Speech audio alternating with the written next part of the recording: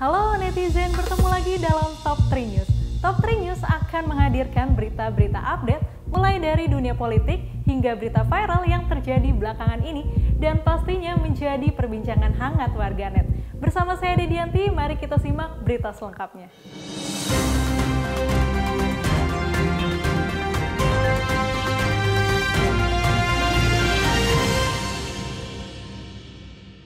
Berita pertama datang dari dunia politik di mana ramai baliho Puan Maharani dan sejumlah politisi lainnya menghiasi daerah-daerah di berbagai wilayah di Indonesia. Mari kita simak berita selengkapnya. Ramai-ramai tebar baliho politisi saat pandemi. Sejumlah baliho hingga papan iklan atau billboard bergambar para politisi mulai terpampang di sejumlah sudut jalanan di berbagai wilayah di Indonesia. Mulai dari Puan Maharani, Airlangga Hartarto hingga Agus Harimurti Yudhoyono.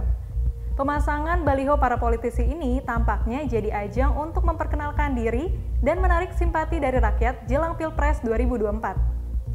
Namun, maraknya pemasangan baliho para politisi ini justru menuai kritik hingga sorotan dari berbagai pihak, apalagi hal ini dilakukan saat masih di tengah masa pandemi COVID-19.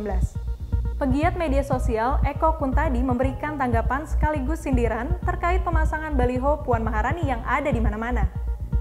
Melalui kanal YouTube Cokro TV, Eko Kuntadi memberikan sindiran terkait baliho Puan Maharani. Menurut Eko Kuntadi, dimanapun akan ditemukan baliho Puan. Hanya di gedung DPR saja kabarnya Puan jarang kelihatan, lanjutnya. Sementara itu, dalam suasana PPKM, Eko Kuntadi menyebut baliho Puan lebih mudah dicari daripada mencari rezeki. Dalam suasana PPKM sekarang ini muncul sebuah nasihat. Di zaman ini mencari rezeki tidak semudah mencari baliho Puan, jelasnya. Sementara DPC PDIP Kabupaten Malang buka suara mengenai banyaknya baliho bergambar Puan Maharani tersebar di Kabupaten Malang. Wakil Ketua DPC PDI Perjuangan Kabupaten Malang yang juga Kepala Baguna PDIP, Abdul Qodir menyatakan, PDIP tak punya banyak waktu untuk memikirkan hal-hal remeh seperti baliho bergambar Puan Maharani. Bagi Adeng, sapaan akrab Abdul Qodir, pihak-pihak yang memberikan komentar negatif akan keberadaan baliho gambar Mbak Puan tersebut tidak mengetahui gerakan-gerakan kerakyatan yang sudah secara rutin dilakukan oleh PDI Perjuangan. Ya, banyak yang menyebutkan pemasangan baliho ini sejak dini merupakan cara untuk mengenalkan Capres 2024. Atas berita ini banyak sekali warganet yang sudah berkomentar. Mari kita bacakan. Komentar pertama datang dari Davindra 2811. Rakyat pada kelaparan, kok mereka bisa-bisanya ya tersenyum?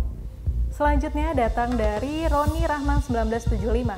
Sampai ke kabupaten dan pelosok-pelosok, baliho dua orang ini yang dominan. Yang terakhir datang dari Roni Dua Rahman, masih 2021 padahal. Lagi pandemi juga, udah start duluan. Ya netizen, namun juga ada beberapa pakar yang menyatakan bahwa pemasangan baliho Puan Maharani tidak memiliki elektabilitas yang tinggi untuk dirinya mencalonkan sebagai Presiden 2024. Ya, kita tunggu saja ya berita selanjutnya mengenai baliho tersebut dan kita masuk ke berita kedua. Netizen, berita selanjutnya datang dari dunia sepak bola di mana Lionel Messi akhirnya mengucapkan selamat tinggal kepada timnya Barcelona. Tangis Messi saat ucap selamat tinggal Barcelona. Mantan mega bintang Barcelona, Lionel Messi tak kuasa membendung air matanya saat menyampaikan pidato perpisahan yang disiarkan secara live oleh akun YouTube resmi Barcelona Minggu petang. Dalam konferensi pers yang dihadiri awak media dan juga para pemain Barcelona, Presiden klub serta para petinggi Blaugrana di auditori 1819 Stadion Camp Nou itu belum apa-apa Messi sudah tertunduk lesu di podium pidato dan tangisnya pun pecah. Menggunakan sapu tangan yang diberikan sang istri, Antonella, penyerang berusia 34 tahun berjuluk La Pulga itu menghapus air mata sebelum angkat bicara soal kepergiannya dari Barca di musim panas ini dengan status free transfer. Messi sebenarnya mengaku ingin bertahan di Barcelona, namun situasinya tak memungkinkan baginya untuk tetap merumput di Camp Nou. Pemain jebolan Akademi Barca, La Masia, itu juga mengungkapkan bahwa meninggalkan klub adalah momen terberat dalam karir panjangnya sejauh ini. Ini sungguh-sungguh berat, Anda tak bisa membayangkannya, kata Messi. Sejujurnya sulit memikirkan apa yang terjadi saat ini dan apa yang harus saya katakan. Ini sangat sulit untuk saya. Saya telah berada di Barcelona sepanjang hidup saya. Saya tidak siap untuk ini, lanjutnya.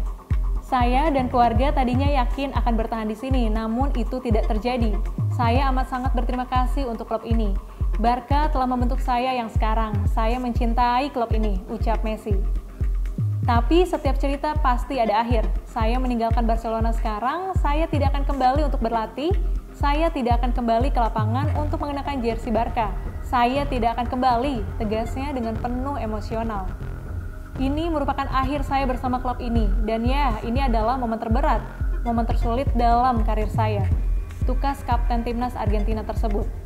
Sekedar informasi, Messi tidak bisa memperpanjang kontraknya di Barcelona karena tersandung masalah regulasi La Liga dan financial fair play imbas dari buruknya finansial Blaugrana. Kepergian Lionel Messi ini cukup mengejutkan bagi para fans Barcelona, dan juga alasan finansial ini menjadi faktor di balik itu semua. Kita simak dulu yuk beberapa komentar dari para fansnya. Komentar pertama datang dari Windesi_Sam. Messi is the best. Selanjutnya dari Adam.y. Meski bukan fans Barca, tapi melihat ini sedikit aneh. Selanjutnya dari Maxwell Salosa. Gue tetap setia dukung Barca, tapi gue bakal dukung Messi dan klubnya nanti. Gue tetap pengen lihat Messi main walaupun bukan di Barca, tapi misalkan di Barca, tanding ketemu klub barunya Messi, gue tetap dukung Barca. Sorry, Mes. Situasi ini tak ayal membuat para fans sedih dan juga terkejut. Apalagi Messi tidak bisa memberikan perpisahan yang layak kepada para fansnya karena di masa pandemi. Untuk informasi ya netizen, Lionel Messi telah memberikan penghargaan Ballon d'Or sebanyak 6 kali mengalahkan Cristiano Ronaldo yang hanya mendapatkan 5 trofi. Untuk berita terbaru, Messi telah memilih klub asal Prancis yakni Paris Saint-Germain sebagai klub terbarunya. Mari kita beralih ke berita terakhir. Berita ketiga datang dari Presiden ke-6 Republik Indonesia, Susilo Bambang Yudhoyono, yang kini hobi melukis sejak pandemi. Mari kita simak berita selengkapnya. Susilo Bambang Yudhoyono atau SBY menghabiskan waktunya selama pandemi dengan melukis. Bahkan Presiden Indonesia ke-6 tersebut memiliki studio khusus di rumahnya. Salah satu lukisan terbarunya menjadi viral setelah Wakil Sekretaris Jenderal Partai Demokrat, Jansan Sitindaun mengunggah potretnya di Twitter Sabtu 7 Agustus 2021. Fresh dari studio beliau, lukisan terbaru Pak SBY pagi ini, cuitnya.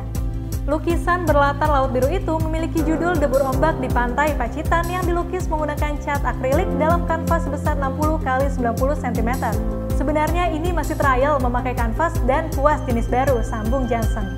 Sebagian besar lukisan SBY memang banyak diilhami Pacitan, tempat kelahirannya yang memang indah sekali, banyak pantai dan gunung-gunung.